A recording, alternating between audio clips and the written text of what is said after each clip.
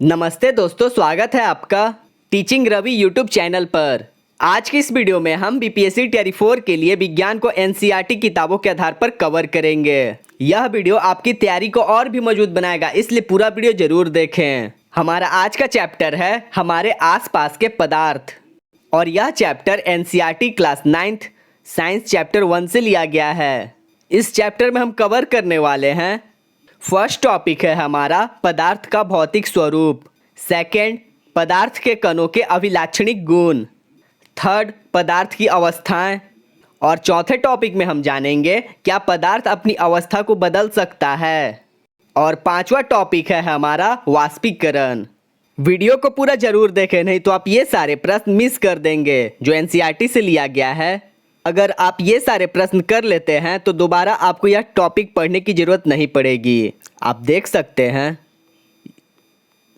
इस चैप्टर से जो जो इम्पोर्टेंट प्रश्न बन सकते थे उन सभी को कवर किया गया है, और टोटल 70 प्रश्न हैं जो काफ़ी इम्पोर्टेंट हैं इस चैप्टर का। और यह चैप्टर काफ़ी इम्पोर्टेंट है बीपीएससी टियर 4 के लिए। वीडियो को लाइक करें, शेयर करें और चैनल को सब्सक्राइब करना ना भूलें। और इस क्लास का पीडीएफ आप टेलीग्राम से प्राप्त कर सकते हैं। तो बिना समय गवाए चलिए शुरू करते हैं अपना चैप्टर फर्स्ट, हमारे आसपास के पदार्थ। और हाँ, इस वीडियो को देखने के बाद दोबारा आपको यह चैप्टर पढ़ने की ज़रूरत नहीं पड़ेगी, क्योंकि इस चैप्टर से जो जो इम्पोर्टेंट पॉइंट्स बन सकते थे उन सभी को कवर किया गया है और प्रश्नों को भी कवर किया गया है। अध्याय फर्स्ट, हमारे आसपास के पदार्थ, और इस चैप्टर से हम उसी पॉइंट को कवर कर रहे हैं जिससे प्रश्न बनते हैं, क्योंकि समय कम है, तैयारी ज़्यादा करनी है। चैप्टर शुरू करने से पहले थोड़ा इसका बेसिक समझ लेते हैं कि क्या होता है पदार्थ। तो जैसे कि यहाँ पर हाईलाइट किया गया है, तो हम सारे पॉइंट्स किताब के बेसिस पे ही जानेंगे। तो यहाँ पर पदार्थ के बारे में बताया गया है कि विश्व में प्रत्येक वस्तु जिस सामग्री से बनी होती है उस वैज्ञानिकों ने पदार्थ का नाम दिया है। और यहाँ पर जो जो बताया गया है ये सारे एग्जाम्पल हैं पदार्थ के। हम श्वास लेते हैं, भोजन खाते हैं, पत्थर, बादल, तारे, पौधे एवं पशु, यहाँ तक कि पानी की एक बूंद या रेत का एक कण, ये सभी पदार्थ हैं। और सभी वस्तुओं का द्रव्यमान होता है और ये कुछ आयतन घेरती हैं, यानी स्थान घेरती हैं। और आधुनिक वैज्ञानिकों ने पदार्थ को भौतिक गुणधर्म एवं रासायनिक प्राकृतिक के आधार पर दो प्रकार से वर्गीकृत किया है। और इस अध्याय में हम भौतिक गुणों के आधार पर पदार्थ के बारे में जानेंगे। और यहाँ पर जो पॉइंट हाईलाइट किया गया है ये इम्पोर्टेंट है, तो इसे याद रखिएगा। अंतर्राष्ट्रीय मात्रक पद्धति के अनुसार आयतन का मात्रक घन मीटर है और आयतन मापने का साधारण मात्रक लीटर है, तो इसे याद रखिएगा। तो हमारा पहला टॉपिक है पदार्थ का भौतिक स्वरूप। तो फर्स्ट है पदार्थ कणों से मिलकर बना होता है और सभी पदार्थ कणों से बने होते हैं। और दूसरा भौतिक स्वरूप है पदार्थ के कण बहुत छोटे होते हैं, इतने छोटे कि हम कल्पना भी नहीं कर सकते।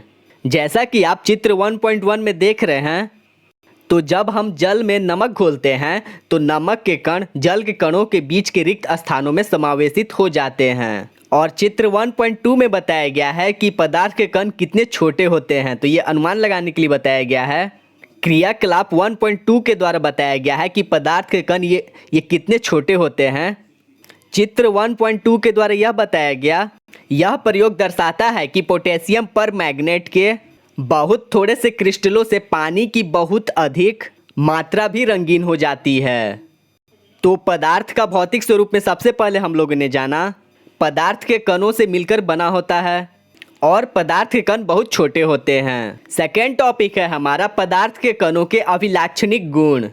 तो फर्स्ट गुण यह बताता है कि पदार्थ के कणों के बीच रिक्त स्थान होता है। दूसरा, पदार्थ के कण निरंतर गतिशील होते हैं। तो याद रखिएगा पदार्थ के कण निरंतर गतिशील होते हैं और इनमें गतिज ऊर्जा होती है। और यहाँ पर जो पॉइंट हाईलाइट किया गया है यह कथन के तौर पर ही पूछा जा सकता है, तो इसे याद रखिएगा। तापमान बढ़ने से कणों की गति तेज हो जाती है, इसलिए हम कह सकते हैं कि तापमान बढ़ने से कणों की गतिज ऊर्जा भी बढ़ जाती है। अगला इंपॉर्टेंट पॉइंट है पदार्थ के कण अपने आप ही एक दूसरे के साथ अति मिश्रित हो जाते हैं। और ऐसा इसलिए होता है क्योंकि ऐसा कणों के रिक्त स्थानों में समावेश के कारण होता है। और इसे भी याद रखिएगा कि दो विभिन्न पदार्थों के कणों का स्वतः मिलन ही विसरण कहलाता है। गर्म करने पर विसरण तेज हो जाता है, तो यह कथन के तौर पर भी पूछा जा सकता है, तो इसे याद रखिएगा। अगला इंपॉर्टेंट पॉइंट है, पदार्थ के कण एक दूसरे को आकर्षित करते हैं। पदार्थ के कणों के बीच एक बल कार्य करता है और बल कणों को एक साथ रखता है। तो याद रखिएगा, पदार्थ के कणों के बीच एक बल कार्य करता है और यह बल कणों को एक साथ रखता है। तीसरा टॉपिक है हमारा 1.3 पदार्थ की अवस्थाएं। तो पदार्थ की 3 अवस्थाएं हैं, ठोस, द्रव और गैस। जैसे कि यहाँ पर बताया गया है कि पदार्थ अपने 3 रूप में होते हैं, ठोस, द्रव और गैस। और ये अवस्थाएं पदार्थ की उनके कणों के विभिन्न विशेषताओं के कारण होती है। अब हम पदार्थ की तीनों अवस्थाओं के गुणों का विस्तार से अध्ययन करेंगे। पहला अवस्था है ठोस अवस्था। जैसा कि क्रियाकलाप 1.9 में बताया गया है कि पेन, किताब, सुई और लकड़ी की छड़ ये सभी ठोस के उदाहरण हैं। और उन वस्तुओं में हम यह भी देखते हैं कि इन सभी का एक निश्चित आकार, स्पष्ट सीमाएं तथा आयतन होती है। और बाह्य बल लगाने पर भी ठोस अपने आकार को बनाए रखते हैं। बल लगाने पर ठोस टूट सकते हैं, लेकिन उनका आकार नहीं बदलता। सेकेंड अवस्था है द्रव अवस्था।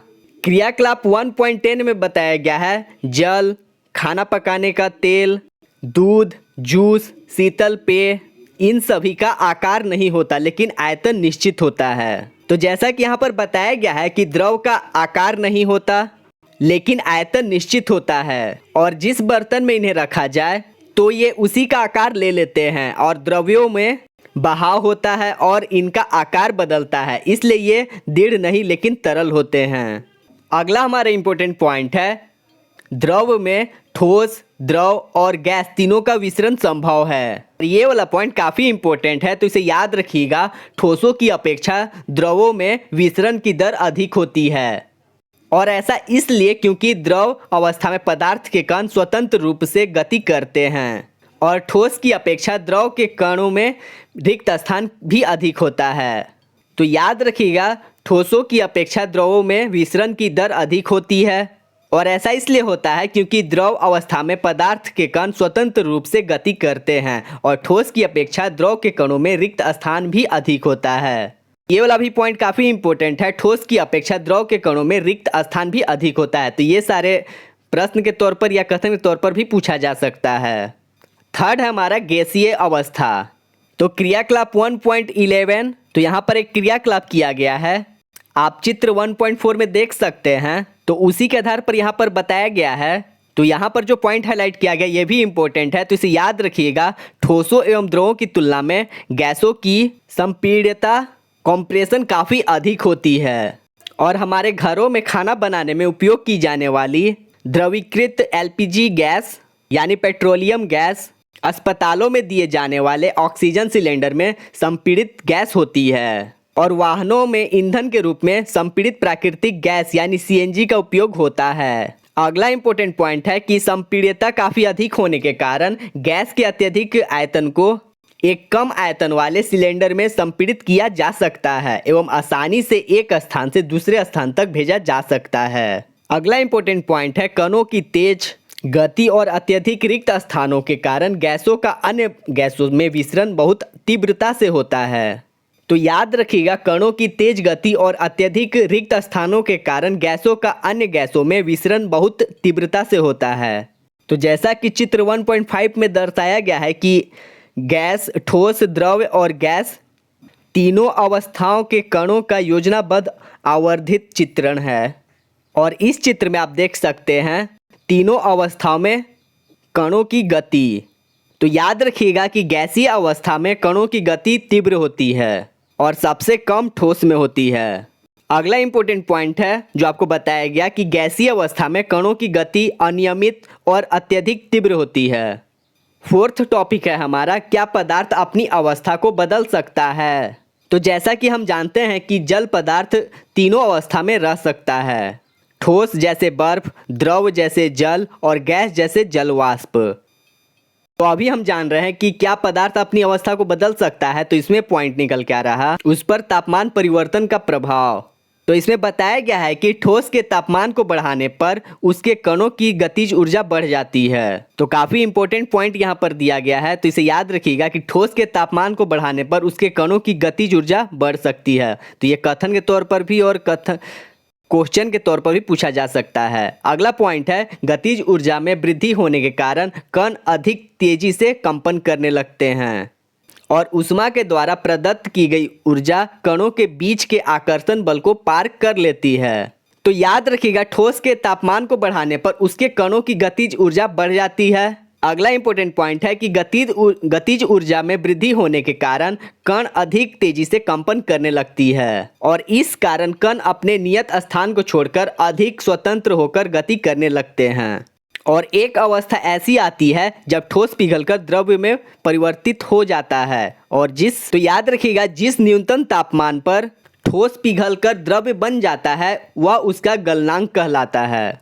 तो चित्र 1.6a में आपको दर्शाया गया है कि बर्फ का जल बदलने की प्रक्रिया और जल से जल वाष्प में बदलने की प्रक्रिया। यहाँ पर आप चित्र में देख सकते हैं ए और बी। ये चित्र ए है और ये चित्र बी है, आप देख सकते हैं। चित्र बी में जल से जल वाष्प बदलने की प्रक्रिया किया जा रहा। अगला इंपॉर्टेंट पॉइंट है, किसी ठोस का गलनांक उसके कणों के बीच के आकर्षण बल के सामर्थ्य को दर्शाता है।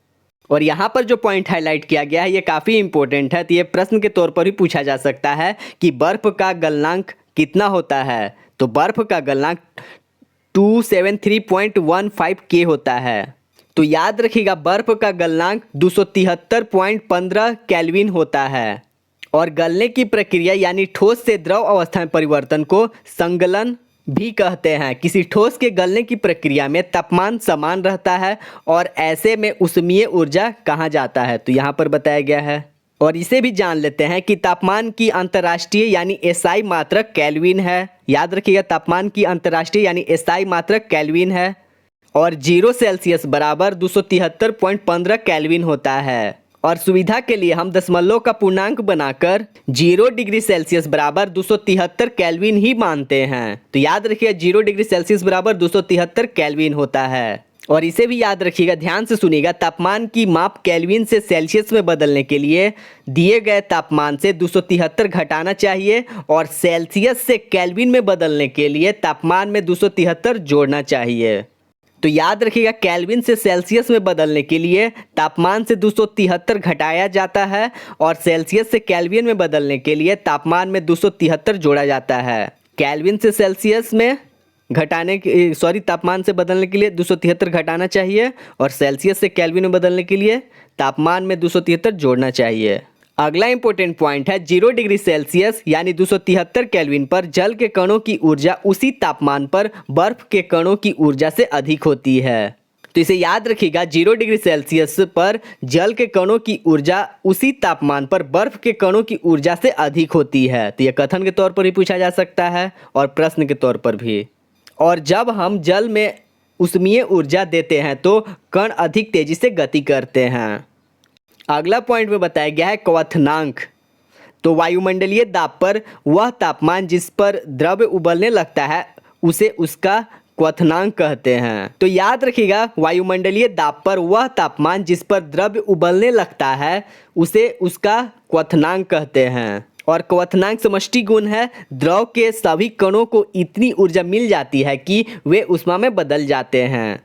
और ये भी पॉइंट काफ़ी इंपॉर्टेंट है, तो इसे याद रखिएगा कि जल के लिए यह तापमान 373 केल्विन यानी 100 डिग्री सेल्सियस बराबर 273 plus 100 equal to 373 Kelvin. 373 Kelvin यानी 100 डिग्री सेल्सियस तापमान पर भाप अर्थात वाष्प के कणों में उसी तापमान पर पानी के कणों की अपेक्षा अधिक ऊर्जा होती है। तो याद रखिएगा, 100 डिग्री सेल्सियस तापमान के कणों में उसी तापमान पर पानी के कणों की अपेक्षा अधिक ऊर्जा होती है। और ऐसा इसलिए होता है क्योंकि भाप के कणों ने वाष्पीकरण की गुप्त ऊष्मा के रूप में अतिरिक्त ऊष्मा अवशेषित कर ली है। जैसा कि आपको चित्र में दर्शाया गया है, ठोस अवस्था, द्रव्य अवस्था और गैसीय अवस्था। तो ठोस को गर्म किया गया तो ऊष्मा, और ऊष्मा से गैसीय अवस्था हो गई। और द्रव अवस्था को शीतल किया गया तो गैसीय अवस्था को शीतल किया गया तो द्रव अवस्था, और द्रव अवस्था को शीतल किया गया तो ठोस अवस्था। इस प्रकार हम कह सकते हैं कि तापमान बदलकर हम पदार्थों को एक अवस्था से दूसरी अवस्था में बदल सकते हैं। और चित्र 1.7 में कपूर का ऊर्ध्वपातन दर्शाया गया है।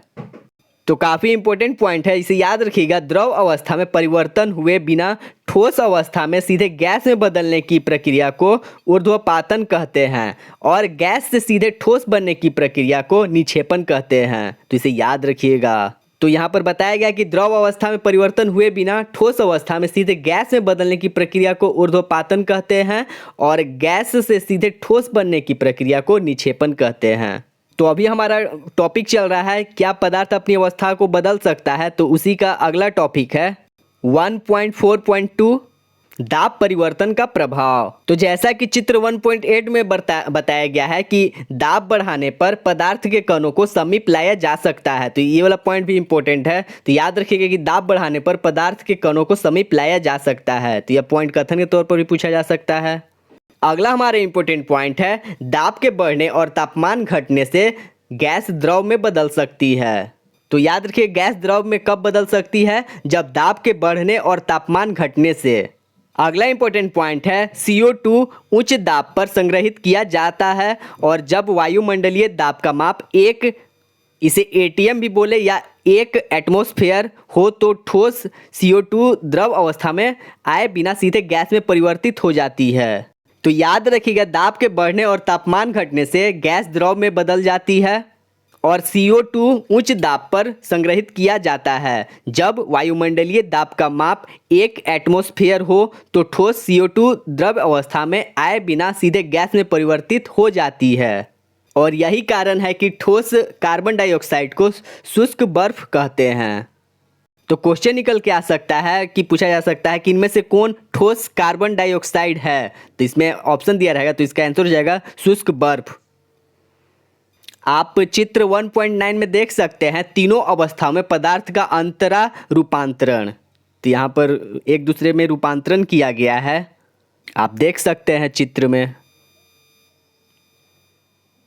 आप चित्र के द्वारा भी समझ सकते हैं। अगला इंपॉर्टेंट पॉइंट है, इसे याद रखिएगा, एटमॉस्फेयर यानी ATM गैसीय दाब के मापन का मात्रक है।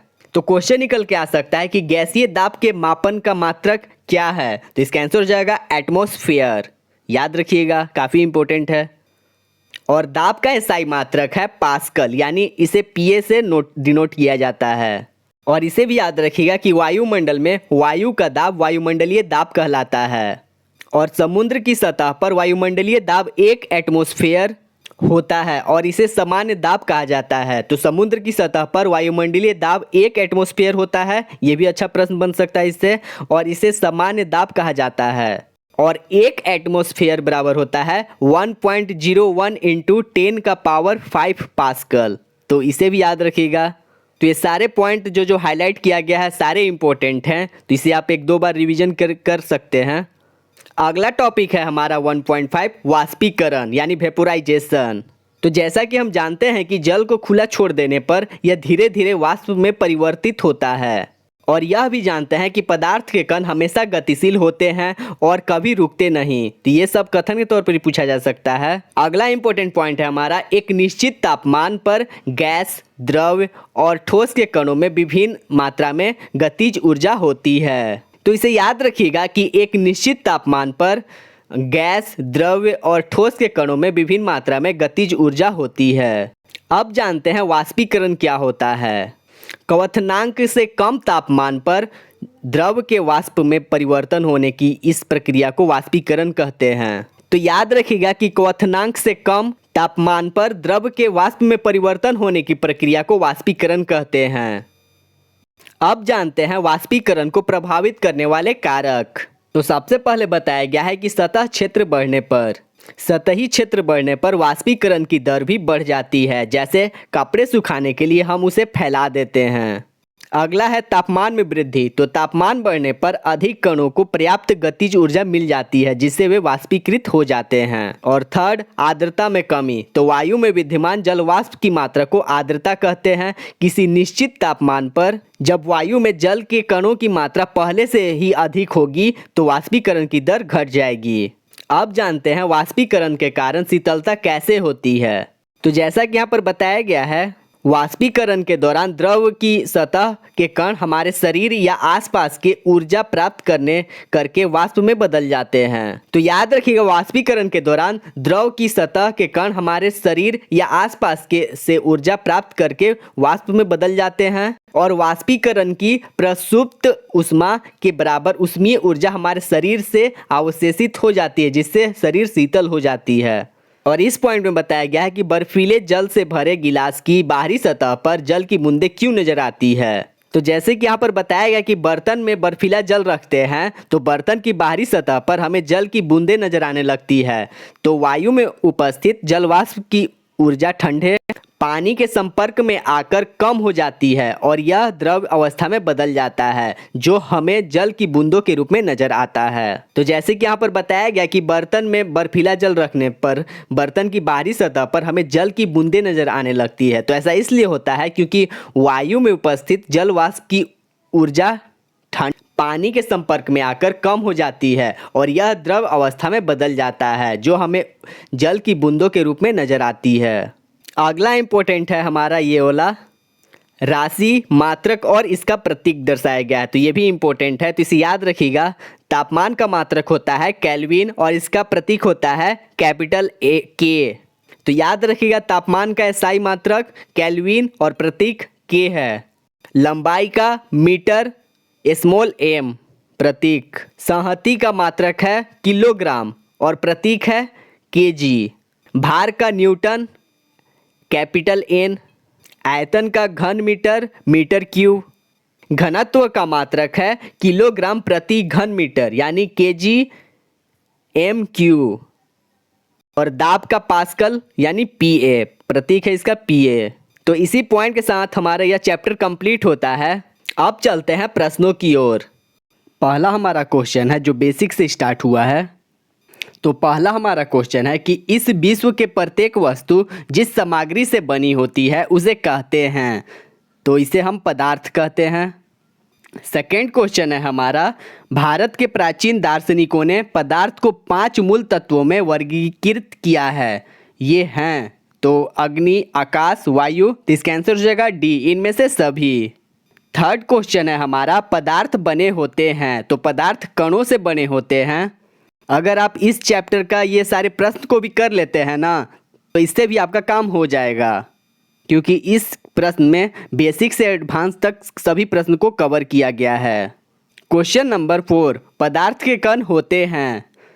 तो फर्स्ट है देखने योग्य, सेकेंड ऑप्शन है छोटे, थर्ड है सूक्ष्म और फोर्थ है बड़े आकार। तो इसका आंसर हो जाएगा थर्ड यानी पदार्थ के कण होते हैं सूक्ष्म। पांचवा हमारा क्वेश्चन है कि पानी में चीनी जैसे पदार्थ घोलने पर पानी के तल में क्या परिवर्तन होता है। तो इसका आंसर डायरेक्ट बताया जा रहा है आपको कि कोई परिवर्तन नहीं होता, आंसर सी। छठा हमारा क्वेश्चन है कि निम्नलिखित में से कौन सा पदार्थ नहीं है। तो जल भी पदार्थ है, गंध भी पदार्थ है, इत्र की सुगंध भी पदार्थ है और जो बी ऑप्शन दिया गया है ईर्ष्या, ये पदार्थ नहीं है। तो इसका आंसर हो जाएगा बी, ईर्ष्या। सातवां हमारा क्वेश्चन है काफ़ी इंपॉर्टेंट है, तो इसे वीवीआई के तौर पर आप इसे मार्क कर सकते हैं कि पदार्थ के कणों में किस प्रकार की ऊर्जा होती है। तो इसका आंसर हो जाएगा गतिज ऊर्जा। तो याद रखिएगा, पदार्थ के कणों में गतिज ऊर्जा होती है क्योंकि ये हमेशा गति करते रहते हैं। आठवां क्वेश्चन है हमारा, ताप बढ़ने पर पदार्थ के कणों की गति में क्या परिवर्तन होता है। तो इसका आंसर हो जाएगा ए, गति तेज हो जाती है। तो याद रखिए, ताप बढ़ने पर पदार्थ के कणों में गति में परिवर्तन यह होता है कि गति तेज हो जाती है। क्वेश्चन नंबर 9, पदार्थ के कणों का स्वतः मिलन क्या कहलाता है। तो आपको बताया गया था कि पदार्थ के कणों का स्वतः मिलन विसरण कहलाता है। तो इसे याद रखिएगा। 10वां क्वेश्चन है हमारा कि पानी में नमक जैसे पदार्थ घोलने पर पानी के सतह में कोई परिवर्तन नहीं होता, इससे पदार्थ के किस गुण का पता चलता है? तो इसके पदार्थ से यह पता चलता है कि पदार्थ के कणों के मध्य रिक्त स्थान होता है। तो इसका आंसर हो जाएगा सी। निम्नलिखित में से कौन पदार्थ है? तो स्नेह, विचार, घृणा और चौथा ऑप्शन है घड़ी। तो इसका आंसर हो जाएगा घड़ी पदार्थ है। 12वां क्वेश्चन है हमारा, काफ़ी इंपॉर्टेंट है तो इसे याद रखिएगा। ठोस के कणों के बीच आकर्षण बल होता है, तो ठोस के कणों के बीच आकर्षण बल अधिक होता है। 13वां हमारा क्वेश्चन है कि बाह्य बल लगाने पर ठोस की आकृति में क्या परिवर्तन होता है? तो याद रखिएगा कि बाह्य बल लगाने पर ठोस की आकृति नहीं बदलती है। अगला क्वेश्चन है हमारा द्रवों के बारे में। तो द्रवों का इसका आंसर हो जाएगा बी, आकार अनिश्चित होता है और आयतन निश्चित होता है। 15वां हमारा क्वेश्चन है कि गैसीय अवस्था में कणों की गति कैसी होती है? तो गैसीय अवस्था में कणों की गति अनियमित और तीव्र होती है। ये सब आपको बताया गया था। 16वां हमारा क्वेश्चन है कि द्रवों में किसका विसरण संभव है? तो द्रवों में ठोस, गैस, द्रव तीनों का विसरण संभव है। तो इसका आंसर हो जाएगा डी, तीनों का। 17वां हमारा क्वेश्चन है कि ठोस पदार्थों का आकार निश्चित होता है और आयतन निश्चित होता है। तो इसका आंसर हो जाएगा सी, दोनों निश्चित होता है। तो याद रखिए ठोस पदार्थों का आकार और आयतन निश्चित होता है। अगला क्वेश्चन है हमारा कि निम्नलिखित पदार्थों में किसकी संपीड्यता अधिक है? तो इसमें गैस की संपीड्यता अधिक है। तो याद रखिएगा कि गैस की संपीड्यता अधिक होती है। 19वां क्वेश्चन है हमारा कि निम्नलिखित में से किस पदार्थों के कणों के मध्य रिक्त स्थान अधिक होता है? तो ये भी आपको बताया गया था डायग्राम के द्वारा कि गैस का। इसका आंसर हो जाएगा गैस। क्वेश्चन नंबर 20, वाहनों में ईंधन के रूप में किस गैस का उपयोग होता है? तो इसका आंसर हो जाएगा सीएनजी। 21वां हमारा क्वेश्चन है कि गैस के कणों के बीच आकर्षण बल द्रव के कणों की अपेक्षा होता है। तो इसका आंसर हो जाएगा बी, कम होता है। तो याद रखिए गैस के कणों के बीच आकर्षण बल द्रव के कणों की अपेक्षा कम होता है। 22वां हमारा क्वेश्चन है कि स्विमिंग पूल में गोताखोर पानी काट पाता है क्योंकि इसका आंसर डायरेक्ट बताया जा रहा है पानी के कणों के बीच रिक्त स्थान होता है। 23वां क्वेश्चन है हमारा कि तापमान का अंतर्राष्ट्रीय मात्रक है केल्विन। 24वां हमारा क्वेश्चन है कि किसी तत्व के द्रव्यमान प्रति इकाई आयतन को कहते हैं। तो इसका आंसर बताया जा रहा है आपको, इसका आंसर होगा ए, घनत्व। तो याद रखिएगा किसी तत्व के द्रव्यमान प्रति इकाई आयतन को घनत्व कहते हैं। बर्तन की दीवार पर गैस के कणों द्वारा इकाई क्षेत्रफल पर पड़ने वाले बल के कारण गैस में बदलता है। तो इसका आंसर हो जाएगा ए, दबाव। तो याद रखिएगा बर्तन की दीवार पर गैस के कणों द्वारा इकाई क्षेत्रफल पर पड़ने वाले बल के कारण गैस में दबाव बनता है। 26वां हमारा क्वेश्चन है जो काफ़ी इंपॉर्टेंट है, तो इसे याद रखिएगा कि जिस तापमान पर ठोस पिघलकर द्रव्य बन जाता है वह उस ठोस का कहलाता है। तो इसका आंसर बताया जा रहा है आपको कि इसका आंसर हो जाएगा गलनांक। तो याद रखिएगा कि जिस तापमान पर ठोस पिघलकर द्रव्य बन जाता है वह उस ठोस का गलनांक कहलाता है। अगला क्वेश्चन है हमारा कि ठोस में तापमान बढ़ने पर उसकी गतिज ऊर्जा बढ़ जाती है। क्वेश्चन नंबर 28, किसी ठोस के गलने की प्रक्रिया में तापमान सदा रहता है। तो याद रखिएगा समान रहता है। किसी ठोस के गलने की प्रक्रिया में तापमान सदा समान रहता है। क्वेश्चन नंबर 29, बर्फ का गलनांक होता है। तो ये तो आपको पता ही होगा 273.16 केल्विन। 30वां हमारा क्वेश्चन है कि ठोस कार्बन डाइऑक्साइड कहलाता है। तो फर्स्ट ऑप्शन दिया गया है शुष्क बर्फ, बी ऑप्शन है लाफिंग गैस और थर्ड ऑप्शन है मार्शल गैस और डी इनमें से कोई नहीं। तो इसका आंसर हो जाएगा ए, शुष्क बर्फ। आपको बताया गया था चैप्टर में कि ठोस कार्बन डाइऑक्साइड शुष्क बर्फ कहलाता है। क्वेश्चन नंबर 31, 273 केल्विन पर जल के कणों की ऊर्जा उसकी तापमान पर बर्फ के कणों की ऊर्जा से होती है।